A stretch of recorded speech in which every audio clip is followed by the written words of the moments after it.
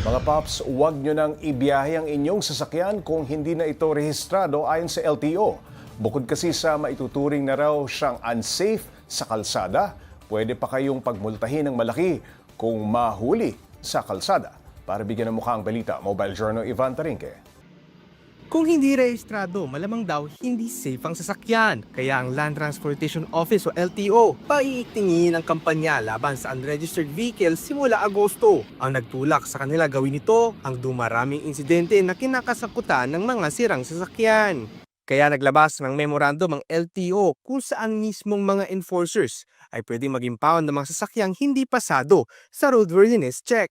Ako, sakaling ma-impound, aabot pa naman ng 10,000 pesos ang multa kung mahuhuling expired ang registration ng sasakyan mo. Kaya ang paalala ng mga eksperto, ang susi sa ligtas sa biyahe ay Periodic Maintenance Service o PMS. Sa PMS, chine-check ang running condition ng inyong sasakyan kasama na ang pagpapalit ng langis, brakes, under-chassis parts at mga ilaw.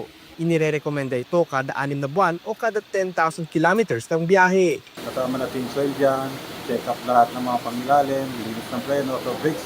Ang importante kine-check natin sa isa, pati safety na yan. So mga ilaw lahat. Pero kung may mapapansin ka ng kakaiba sa takbo ng iyong sasakyan, huwag na raw ituloy ang biyahe. Itabi, inspeksyonin, at kung kinakailangan, ipataw na ito kaysa mauwi sa disgrasya. Para sa safety din ng mga makakasalubong mo sa daan at yung mga makakasabay mo rin.